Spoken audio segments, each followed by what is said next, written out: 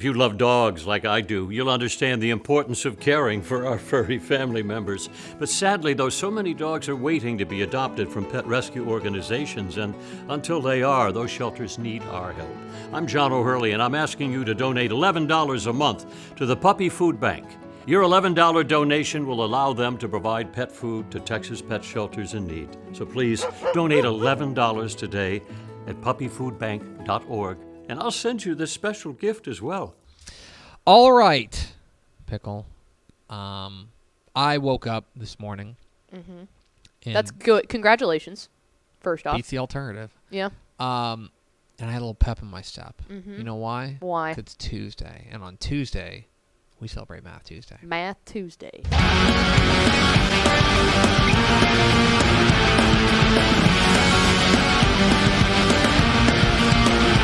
Math Tuesday. It's Math Tuesday here on Texas Football Today. The dumbest thing that we do. That is saying something. Every now and then I like to turn on the sound in my headphones so I can like really get amped jam up out for to Math Tuesday. I'm sitting over here just for Math Tuesday. Today, we're going to talk about first-year Texas high school football coaches.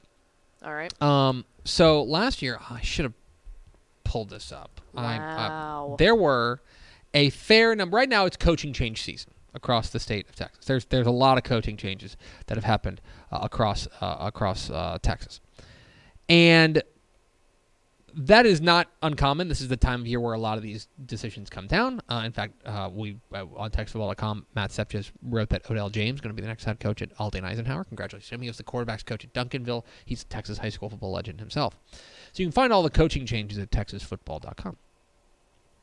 And we track them, obviously. And last year, there were I'm not going to be able to count these up in time. There were a lot of coaching changes. Mm-hmm. There were more than 220 coaching changes across the state of Texas. Yeah, and they lasted forever, man. We had them all the way up until like May. Yeah. I think there was even a couple in June. There might have been. And so we track them. And as a result, the great news about that is that we have an opportunity to really take a look at which of these coaches did the best in their first year. Now, I think it's important to lay out here some parameters for what we consider to be the best. Obviously, the best first-year coach in Texas high school football last year was Tyler Beatty. Mm-hmm. That goes without saying. Yeah. He won a state championship. There's not a better thing that you can do. Mm-mm. He reached the mountaintop in his first year. He was, by that metric, the best first-year Texas high school football coach. I don't think that's controversial. No, not at all. But he was also inheriting A really good program. a defending state champion. Yeah. Right? Stony Pryor College Station's another good example. Mm-hmm. Stony Pryor takes them to the state championship game. A remarkable achievement, especially considering, like, in the context of everything. Oh my gosh, yeah, Marquise Collins. And all they those had things. to find a new quarterback. There's so much going on. He did an unbelievable job, but actually, I think they might have won fewer games this past year than they did the year before. Yes. Right? So it's like, of course, he did a fantastic job. That goes without saying. But he was also taking over a program that was already in a good spot. I want to see which coaches took their programs the highest from where they took them over. I want to see the delta. And that's what we're going to do here on Math Tuesday. I want to see what they started, what they inherited, and where they took them in their first year. We always talk about we talk about a lot in whenever we're putting together the magazine and things like that about the second and third year. To me, are really the telling years. Yeah. Because the second year you get a full off season Mm-hmm. and you get to implement your program. The third year is when everybody's used to who you are. Yeah, that's right? when you have a completely established culture. Right. To me, it's year 2 and year 3. But some of these guys didn't wait to make their presence felt on their particular program. So let's take a look first at which coaches took their teams from straight up from losing records to winning records. Mm-hmm. Which of them improved their win total the most? And there were 6 coaches who improved their win total by 7 wins. 7 wins. That's crazy. Tyler Morton at Atlanta took over an 0-10 team and took them to 7-4. Steve Huff at Decatur former College Station coach. I think this guy's ball coaching Jack. 4-7, so like a mediocre to under, to lower side of average team. It took them to 11-4 in a state semifinal. That's crazy. Shane Fletcher, one of the most underrated coaching jobs in the state, I think. Shane Fletcher at Honeygrove took them from 2-8 to 9-3. Brad Mulder at Lavernia, same thing, 2-9 to 9-3.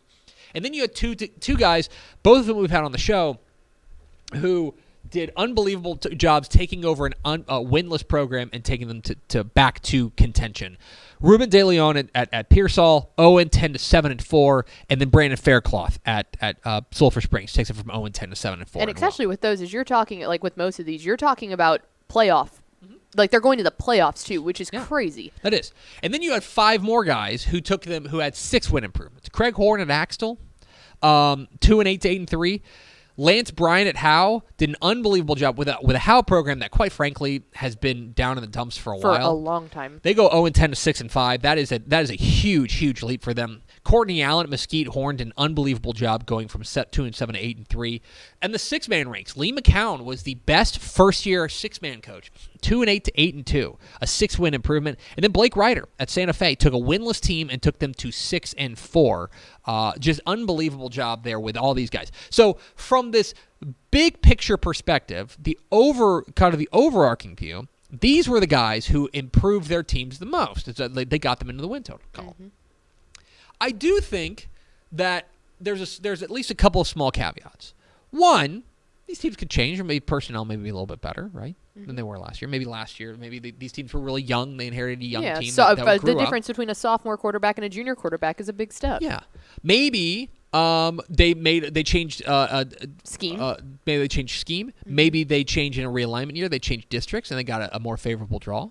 Things like that. There are things that could be a caveat. But overall, the proof's in the pudding. These guys took their teams from losing teams to contenders, plain and simple.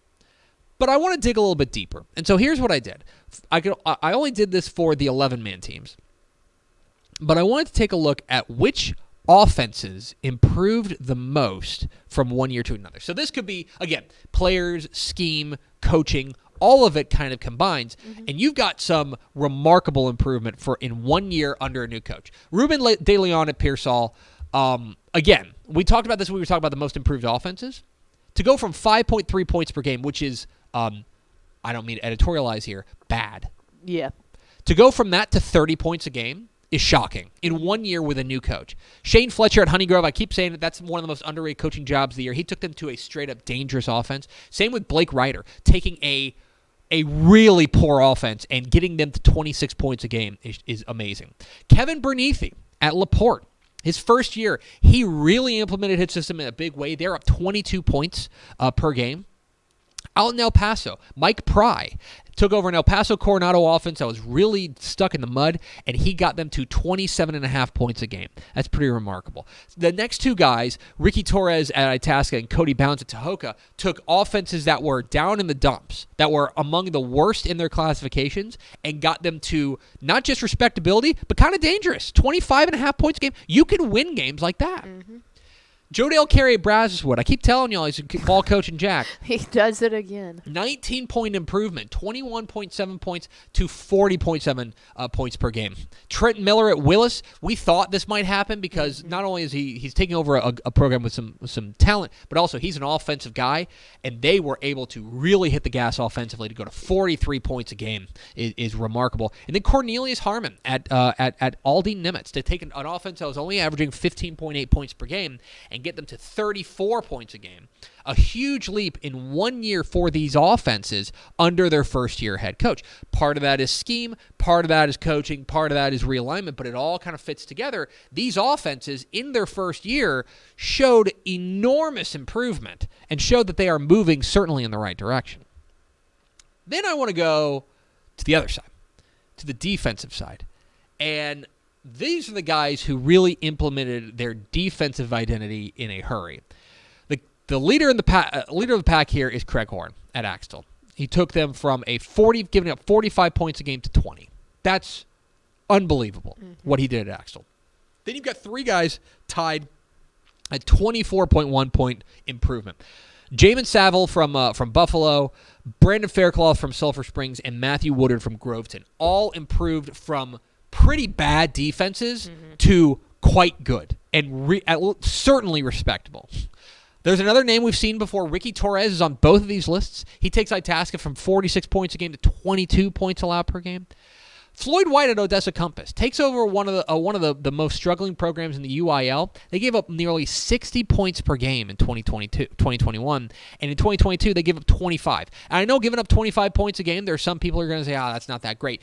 To make that improvement, to improve by 23.8 points per game, allowed per game, is amazing. I mean, you're talking about giving up like 3.5 fewer touchdowns. Yeah. Same thing goes with Ruben De Leon at Pearsall, another name we see for the second time.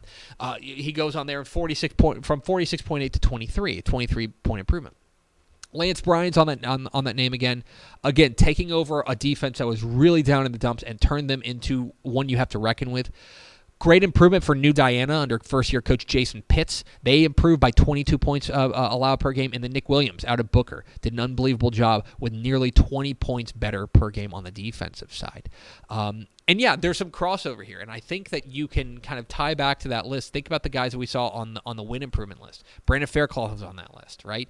Ruben De Leon was on that list. Shane Fletcher on the offensive side was on that list. Craig Horn on the defensive side was number one. Yeah. Lance Bryan.